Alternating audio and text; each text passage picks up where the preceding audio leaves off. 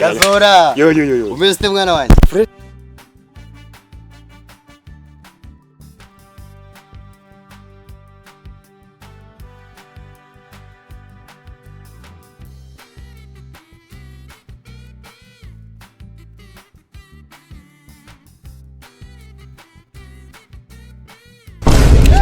Boss wajya kuvuga ko kuri inzanga. Ubu fata urapima metero upima ibyombo. Boss aramvuga. Barakuvugishwa ahubwo. Avuga wiki.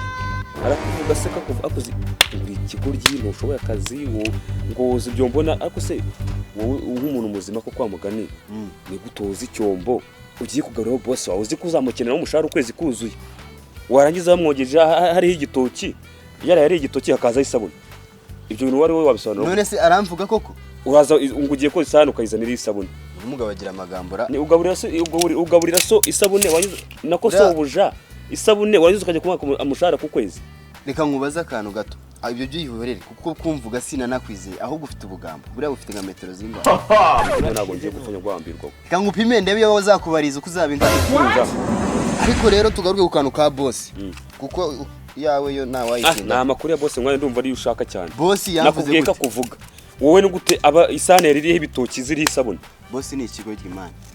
Atangiye. Boss ni igicucu man. Boss ni igicucu. Ngiye mbikubwire nongere mbisubiremo ni igicucu n'iki waraweri. Urumva ni ikintu cya fake. Naga kwishyura. Ramukire yanze no kunyongeza. Reba amaze amezi 3. Naheze ku 3,000 kandi ngo ndi i Kigali. Ariko se kubaye nk'abahanzi ngusaza akakanya utaramara umwaka. Urakora amezi 3 ushaka kubakongeza.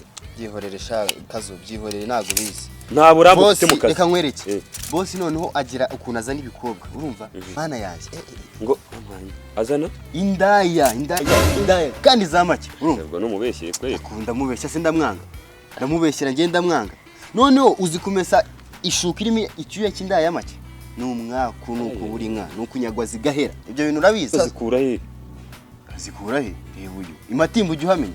Matimba ndahumva. Apana iwanya ariko epfiri yasha hahandi. Hano hakugukasa. Azana indaya noneho noya kandi zigira umwanda nizoga icyuya cyazo. Zitoga ko muzika ari za Sodomara. Noneho umukire mu gitondo mesa amashuka, saa 6 mesa amashuka, hindura kuvurisha akazana n'inzoga sha. Nanameho. Akura babaje. Nisugo ngubwo. Ubu ndababaye. Gusa ndashaka kwishakira kandi kazi. Burange nundebe gutya ndimo umukwaferi mwiza. Urashaka kumuhubuka utanamusezeye. Nje ndimo umukwaferi. Nibyo kabisa nibyo. Ejo mundi yaguze imashini yogosha. Ngiye kuyimwiba itanigira kogosha. Burange ndimo umukwaferi mwiza. Ubwo nagira dore uzi ko ufite gahunda. Amasoso nka ya biso. Buriya urenda kumwiba imashini. Ndenda kumwiba imashini. Narangiza nkigendera. Nkajya kogosha. Kuko bino sinabivamo buri munsi mesa kuvurira zirimo ibintu. Ashabe birahagije. Bigi bihagije. Urubwombo kamuna sima icimi birahagije. Birahagije kabisa. Yewe umva ni wareba. None se ubundi hajye wagenzurwa niki? Cyangenzaga. Gusigaye ubaza ubusa mwana. Urabona arakabayike mfite man namaguru no sindi niki. Kandi none se amaguru yo ndabizi ko nanjye ndayafite ahubwo. None kucyo wawe bizabazaga iki se? Ubusuye mu gitondo cya kare nibaza. Mu gitondo reka mwana nukuri inshuti yanjye urabona nakazi mfite ngo nabuze umwanya wo kuza gusura. Byihorera ubwo washakaga umushyushyo. None ndawubuza ukanya ukamye ikimasa. Naga ari ikimasa gusa ariko narebe mwana. Ahubwo ukamye ruhaya. Nacyo nyine ubwo mwana wanjye narebe turi kumwe. Ubwo reka dukumburane. Duhure dukumburanye nakunda nyina ari ngusuye aka kabisa. Asante. Sigara amahoro komeza ujye umesa amashuka nakundi. Sha byihorere kandebe byari byo aragowe.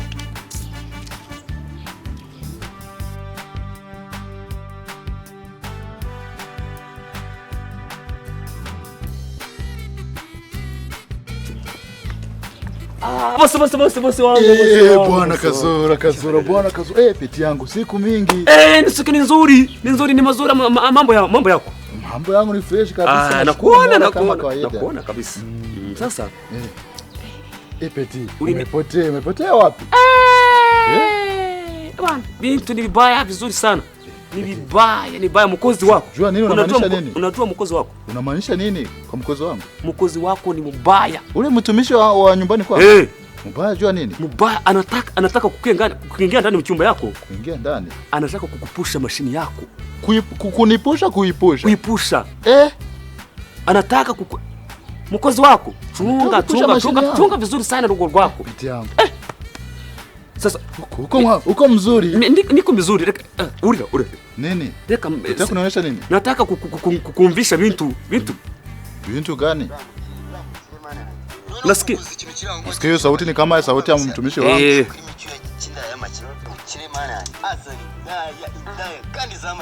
Anasema mimi. Wewe. Una mtu huyu ni nani? Nisikishe. Wewe. Ni nani? Nasema unataka nini? Mimi niko na bosi wako. Ni nani? Toka kule. Nani huyo? Mkozi wako. Ule mtumishi. Anataka kusema vitu vibaya na none. Pitia ujui Kiswahili sema Kinyarwanda. Okay, tuseme Kinyarwanda sasa. Bosi ndakeka voice uyumvishe. Umukudura nubu niwe uruma mugayenda kumbya nubu burofa. Nini ryo jwi n'ujura mugenga. Nijura mugenga wawe. Yambwiye yose nguzana indaya za makezi nuka nguzinyara ku buriri biki byose. Yavuze ngo za make. Za makeya? Za make bro. Ugashingiye kuki? Kuri umusirimu. Wiyubaha wagiye ushaka n'abakozi bazima ko. Ubu ngubu Korodine nawe nazanye n'wa make. Nakushiri wanje n'wa makeya. Ubamuguze nawe. Ntago wagura wowe ntago bishoboka. Boss aba afite na gahunda yo kwimashini yogosha ubimenye. Cunga rugo yako. Afite gahunda yo kwimashini yogosha. Iryo jwi ndarikodinze wasubiramo ko ari kubwiye. Afite gahunda yo kwimashini yogosha. Ngiri kodinge se no kugira ngo ubyemere. Bro, nicyo ngukundira. Nugo ndagukunda ntago na Ibuye sirutse niba yakisha isuka. Ntago birangiye. Inyana yimbwa nkigera imbere. Nta konsobanurira ngo iki n'iki. Shenyoko. Kandi nje ndika ngubwire. Nanagukorera nje urabizi ndi umuvandimwe wawe. Nagukorera kandi nubwo naguhenda. Nicyo ngukundira. Ubu ni mugena agiye ku kazi ukamufasha? Nabo ngufasha. Wenda mwagiye Reka nje bura nubwo yaba atakubekereza ibyo biraya naje mbyibiranga no gufurira. Nubwo wenda utavuze kubizana. Brongiye kumwirukana. Tujyane unzane ndaya. Ashaka kuntwara mashini. Kandi nutamwirukana no munsi. Birabirangiye. No munsi ahubwo n'ubu ngubu ninze kugera muhira. Nubwo no mukazi ko nari ngiye muko nari bugere ko ngiye gusubira inyuma. Tugende. Uko muntu muzuye. Tujyane ave mu ninjira cyangwa ngiye nzaze. Tujyane. Yakoze. Uko muntu muzuye. Oya subire mu rugo nari ngiye mukazi. Boss. Abaye iki? Buriya rero tugenda mwirukane fast. Maze ngubwire ugenda gake boss.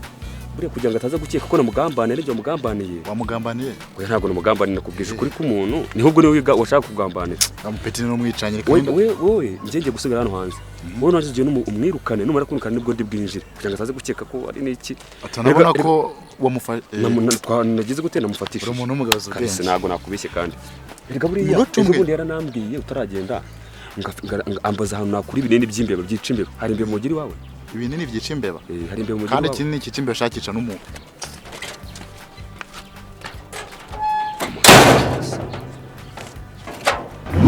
Bagina na Yesu. Muzite. Mani boss aranyirukanye. Arakwirukanye? Aranyirukanye mani. None se umva se niba kwirukanye cyo ko cyangwa musabira imbabazi basi. Barakwirukanye byanyabyo? None kutagenda. Wamusaba imbabazi. Atayimwe gupfa. Umva. Jesus! Aha. Koze kandi kabagabo kabisa ye baba buri. Nago natuma mara n'iminota n'itanu mu gihe wawe. Rero ko maze nkubwire. Kuva wakabereye umugabo. Nubwa mbere ufashe iki cyemezo cy'abagabo. Wenda se ubwa mbere. Ushaka isumu muti w'imbeba akeneye kunyica. Ese rero wombe baburyo. Amabanga yanjye nese umvaga hano hari imbeba se tujya mwinuze. Baba we. Akora gusuzuguye yagize nyo kugeranya n'imbeba. Ako boss bura. Utekereje neza twihute tose ku ntego kuko icyambere cyo cyambere cyakimutse. Uzajya umemba ngahe nicyo cyo cyambere mfite cyamatsiko. Ambwiye ngo iki? Aya, nta kibazo ngaho wari umbwiye ngo. So kwezi kwa mbere uzakunkorera uko uramfasha ngo mba mugukurikira. Akuzi ka ari byo. Ako umusharuza ubwakaruza uzama amafaranga menshi. Nta kibazo. Sawa nta kibazo. None reka ngomeze mu kazi kurabize cyane nangiye mu kazi. Wewe inzira hari afunguye. Mbese ntangire. Tangira akazi. Urakoze cyane sawa. Kazi keza.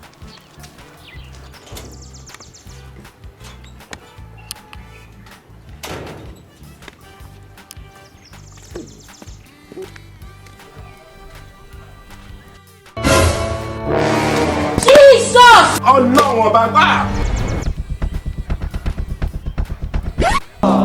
Kazora. Let's go. Tunatko. Mudoki. Boss ibyo byabaye byinshi regani. Ukuntu byoza byose hamwe. Ngo bine dufite byakwanye byinshi. Ni bine koko tubigishije kuri ibyo mbose byinshi. Hajya hano waje uvura hazi. Azumva nayo birwara wayo. Waba uribuka se basi? Ndayibuka cyane. Ko uhibuka ni byiza cyane Imana ishimwe. Ko amaze igihe gito yavuye icyumweru kimwe. Sasa rero n'ababyeyi baragukumbuye, wanyura gukumbuye wajya kubasura. Wanyuruka yisibu. Oya ugiye kubasura nyine wanze uca ubwenge ko oya ibyombo. Oya ubwombo ntabwo rwose nawe nukajya ubwigira rwose nawe. None ko nkweza gusura wanyuka byanga ushaka dukora iki? Ukuntu ngiye kubasura ukuntu njyanye ntabwo bisa neza. Ukuntu ugiye kubasura ni uko ugomba kugenda ku neza no ku nabi.